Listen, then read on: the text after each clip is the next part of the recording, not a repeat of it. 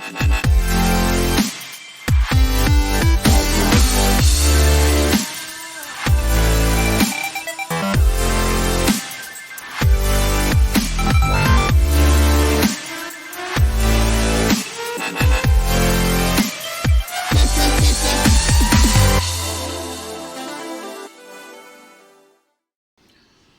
hy, kerkgemeenskap, ek hoop het gaan goed met julle. Ek hoop regtig 2024 was vir julle 'n great jaar en nou gaan ons in 2025 in. En intussen het ons 'n bietjie getrek van Gauteng af KwaZulu-Natal toe. Ons bly nou hier in Touty. En die Here is ons baie goed.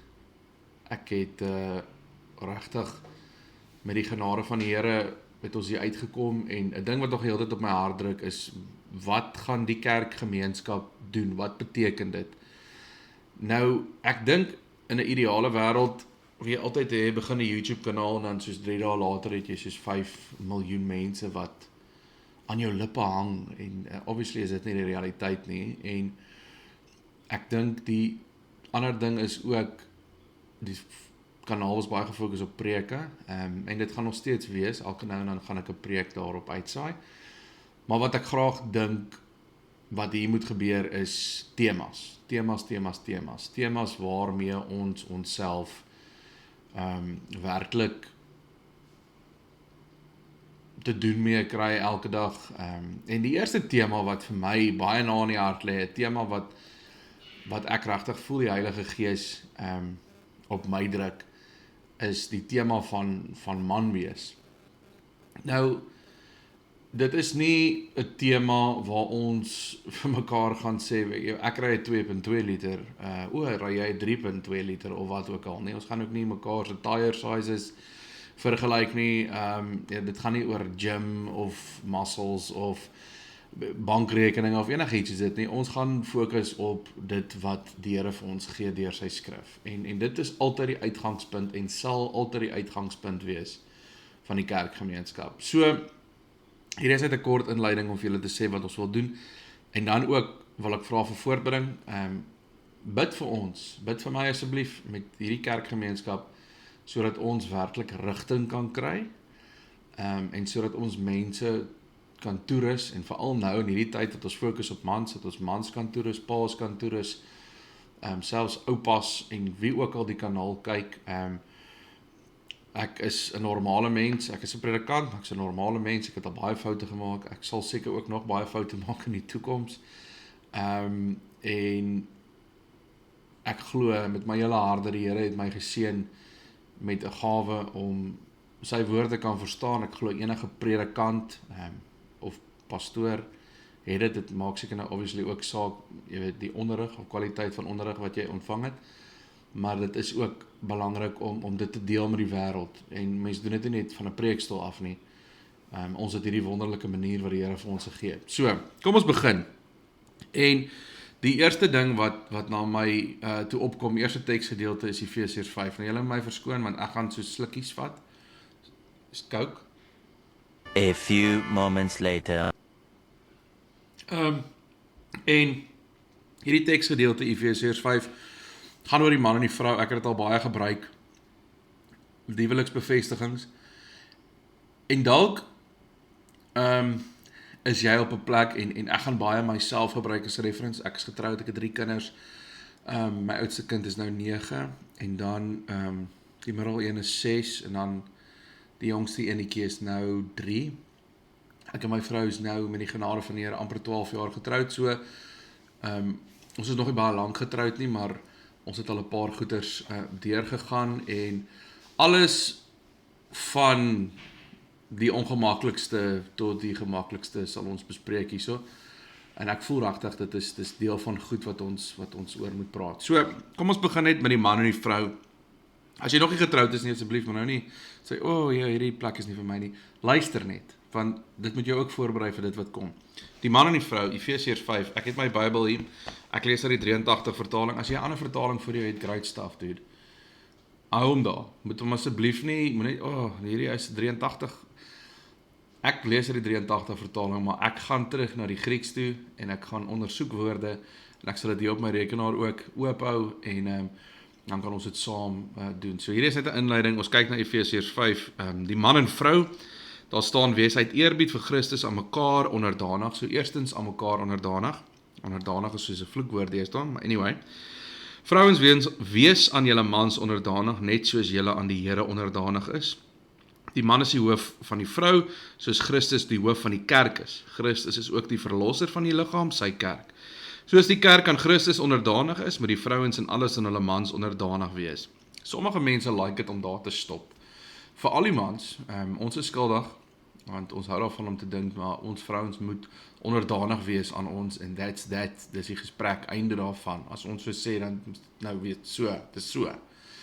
En ongelukkig is dit nie so nie. Jy weet, as vrouens hierdie boodskap hoor, of hierdie vers hoor, dan dink hulle, onderdanig, jy weet, dit is so 'n oudtydse ding. Net nog 'n ding, ek is glad nie vir feminisme nie. Dis sommer net shout out vir enige feminist wat dalk luister. Ek is nie glad nie 'n chauvinist nie. Maar ek is glad nie vir feminisme nie. Dink die hele tema van feminisme is heeltemal misguided. Maar vanuit die skrif gaan ons later ook die belang van die vrou en wat sy moet doen bespreek en hoofsaaklik die nurturing wat sy gee, die versorging wat sy gee vir die gesin. Maar anyway, as dit daarby uitkom. Anyway, so hier gaan ons. Dis die vrouens, nê? Julle moet aan julle mans onderdanig wees. Julle moet vir julle mans luister, julle moet respek betoon aan julle mans. Nou, hierdie is nie 'n vrou bash session nie. Luister hierso, mans, luister mooi.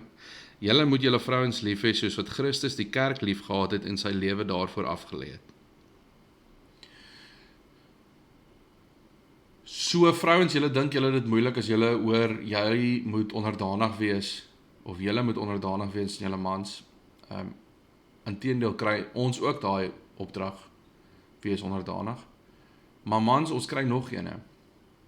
En as jy nie sit nie, sit nou, en dan besef jy watter gewig hierdie opdrag op jou gaan hê. Want daar staan, mans, julle moet julle vrouens lief hê, soos Christus die kerk lief gehad het en sy lewe daarvoor afgelê het. Kom ons vat net hierdie teks. En kom ons sê vir mekaar, hoe kan hierdie teks vandag, want as jy nou hierdie video klaar kyk, het jy dink, well, okay, ek hoor wat hy sê, maar wat beteken dit vir my? As jy iets moet wegvat van hierdie teks af, mans, broers, is dit? Ja, ons vrouens moet onderdanig aan ons wees, dis great, dis rarig, dis special, want die Here gee dit vir ons. Die Here gee daai opdrag vir die vrouens. Maar hoekom sal jou vrou en jou onderdanig wees as jy nie jou vrou lief het? Soms is dit baie maklik vir ons om verhard te word teenoor ons vrouens, want hulle doen dalk nie goed soos ons dit wil hê nie. Of hulle hanteer situasies nie soos wat ons dit sal hanteer nie, of wat ook al die geval mag wees. Ons word opgeroep om werklik ons vrouens lief te hê. Nou, ek gaan gou vinnig hier kyk, né? Ek het julle gesê, ek het dit goed voor my. Ek gaan gou vinnig hier kyk of ek daai Grieks kan kry. Ek is amper seker dis 'n opdrag in die in die brontaal, in die Grieks, in die Nuwe Testament Grieks. Ou Testament is Hebreëus en amper seker Latyn, nie Latyn. Hebreëus en Aramees, as ek dit nou dit hier voor my, soos ek hier voor my het, en dit is Efesiërs 5 vers 25, ek is 110%, nee, 99% seker, dit is 'n opdrag daai. Kom ons kyk net gou vinnig hier die Grieks. Wat sê hy, mans, julle moet, yes, dit is 'n Griekse woord, agapao, dit is 'n imperatiewe, julle moet lief hê, julle vrouens. Dis die opdrag wat ons ontvang. Julle moet lief hê. So, ons begin daar. Hoe gaan jy jou vrou lief hê? Soos wat Christus die kerk lief gehad het. Kan jy dit ten volle doen? Nee. Jy kan nie. Maar ons gaan nog steeds probeer tot die beste van ons vermoë, want dit is waar ons opgeroep word. Ons gaan nog steeds probeer tot die beste van ons vermoë om ons vrouens lief te hê. Wat gaan dit verander in jou lewe vandag? Dit gaan verander in jou lewe dat jy dalk vanaand moet kos maak, dat jy dalk vanaand die kinders moet bad, dat jy dalk vanaand 'n bietjie moet opruim, dat jy dalk vanaand net vir jou vrou 'n drukkie gee en vir jou sien Efesiërs stiek. Net dat jy iets kleins doen, dit hoef nie altyd hierdie heavy, massiewe gebare te wees nie. Jy kan dalk net iets kleins doen, net om hulle dag 'n bietjie beter te maak. Net om die pressure van hulle af te haal. Ons kry onsself baie keer, en ek doen dit baie keer, ons kry onsself baie keer in hierdie situasies wat ons dink, jy weet, dit moet hierdie massive gesture wees, want ons sien dit in flieks, né? Soos die ou sal nie net vir een roos koop nie, hy koop vir die winkel en dan koop hy vir haar soos 'n box chocolates by, iets soos dit. It's terrible, soos ons sal dit nooit kan nie. Jy weet, jy dink by jouself, bra, ek moet lewe. Jy weet, ek kan nie nou soos R400 se rose gaan koop nie, wat kan ek doen? So op 'n praktiese uitgangspunt, as jy vanmiddag by die huis kom of as jy môreoggend wakker word, 10 to 1 kyk jy die video eers vanaand, koffie in die bed, tee in die bed, whatever jy drink in die bed. Net ek is lief vir jou. Net daai oomblik alleen. Dit is belangrik dat ons as mans moet verstaan, en ek dink hierdie opdrag kan soveel meer uitgebrei word, maar dit is belangrik vir ons om te verstaan wat hier staan. Mans, julle moet julle vrouens lief hê, soos wat Christus die kerk lief gehad het. Dit is 'n liefde wat uitbundig is, dit is 'n liefde wat so groot is, ons verstaan dit nie. En elke keer wanneer ons 'n teksgedeelte gaan lees, is dit belangrik, en ons het nog net 2 verse gelees, is dit belangrik om te sê, maar wat kan ek doen? Lees hierdie teks saam met jou vrou. Miskien gaan dit ongemaklik wees, want ek meen, die manier hoe die teks ook begin is, vrouens, eintlik die manier hoe die teks begin is perfek. Wees uit eerbied vir Christus aan mekaar onderdanig. So, jou vrou moet onderdanig wees aan jou, maar jy moet ook onderdanig wees aan jou vrou. Jy moet haar respekteer. Jy moet haar reg behandel. Jy moet haar lief hê. Jy moet vir haar sorg.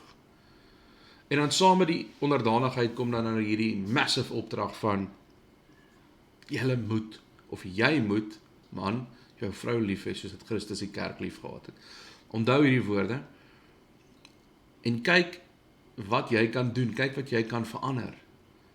In 'n wêreld wat vir jou sê, luister maar, jy is nie genoeg nie, of weet jy wat, jy is nie man genoeg nie, want die wêreld sal vir jou sê, maar luister, champ, check out biceps en triceps, bro, kyk jy het nie eers 'n bakkie nie, jy trap fiets, of wat ook al dit mag wees, die wêreld sal vir jou sê, maar jy is nie 'n regte man nie, jy weet, man wees gedefinieer, moet vanuit die skrif kom, dit kom nie van die wêreld af nie, maar ons is al so besmet met die sonde, met die wêreldse dinge, dat ons vind ons identiteit in die wêreld.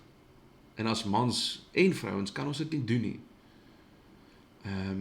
En vir ons wat paas is dit belangrik om te gaan stil staan en te sê, maar Here, wat moet ek doen? Veral as jy seun het, wat moet ek doen, of seuns, wat moet ek doen om hierdie seun van my groot te maak, dat hy 'n godvreesende man is? Dis die vraag wat ons moet vra, dis die pad wat ons gaan stap, en dit is wat ons deurlopend in die skrif gaan sien. So, takeaways net hierso is, en deel dit met jou vrou, wees aan mekaar onderdanig, en as jy die vraag vra, hoekom, die skrif gee vir jou die antwoord, uit eerbied vir Christus, dit gaan oor Christus, dit gaan oor die hoof van die kerk, die Griekse woord skephale, dit gaan oor die hoof van die kerk, my Grieks stiek rarig, of my Efesiërs stiek rarig. Dit gaan nie oor ek nie, dit gaan nie oor haar nie, dit gaan oor Christus eerste. En as ons dit besef, dan gaan dit maklik wees om onderdanig te wees aan haar. Dit gaan vir haar maklik wees om onderdanig te wees aan jou. En dit gaan vir jou ook, nie altyd nie, maar dit gaan vir jou ook lekker wees om haar lief te hê. Ter alle tye. Al maak sy jou kwaad, al irriteer sy jou dalk, al sê sy dalk goed, al bring sy alweer haar ma daaraan, of haar pa, wat ook al die geval, oom, tannie, whatever the case may be, dit is jou opdrag. Wees lief vir jou vrou. En as jy soek vir 'n vrou, bra, moenie nou hierdie teks lees of hierdie ding kyk en sê, ek sal dit weer oor 10 jaar kykie. Maak jouself gereed. Want jy gaan eendag daar kom, en is belangrik dat die wêreld nie vir jou sê, wel, daai Instagram dude sê, as my bicep so groot is, en as my dieselverbruik so is, of as ek so geweer het, dan is ek man nie. Maar dat jy kan sê, weet jy wat die Bybel sê vir my? Hierdie dinge sê vir my, ek is man. Hierdie dinge wys vir my. Nou is ek 'n godvreesende man. Want as alles van ons al weggevat word, wat gaan oorbly? Nie die bakkie of die muscles of die gunne of al daai goeters nie. Al wat gaan oorbly is jou verhouding met God. En jou lewe moet getuig daarvan. So dis al vir vandag. Definitief iets doen aan hierdie Efesiërs blaadjie wat so vassteek. Maar dis al vir vandag. Ons gaan net op hierdie 2 verse fokus. Daar's nog 'n lang pad wat ons gaan stap en wat ons saam gaan luister en saam gaan leer uit die woord van die Here. Ek wil vir jou guns vra, deel asseblief hierdie video. Dit gaan nie oor my nie, dit gaan oor die Here. Dit gaan oor dit wat hy vir ons leer uit sy skrif. En ons gaan temas tackle wat soms moeilik is. En regtig, as jy kan sien, stuur vir ons 'n e-pos, stuur vir my e-pos, kerkgemeenskap@gmail.com of smit.wouter384@gmail.com. Skiet 'n e-pos, gooi 'n tema as jy 'n vraag het, soos ek sê, ek weet nie alles nie, maar ek kan gaan lees en ek kan probeer help en dan vat ons dit van daar af. Mag dit vir jou 'n geseënde 2025 wees, vir jou en as jy getroud is, vir jou vrou en vir jou kinders as jy kinders het. En kom ons stap saam met die pad en kom ons tackle hom reg, dat ons in 2025 actually weet wie ons moet wees, te midde van die wêreld wat vir ons sê, jy moet dit en dat en so wees, en kom ons gap hom en verstaan wat die Here van ons verwag. Geseënde week vir jou en vrede.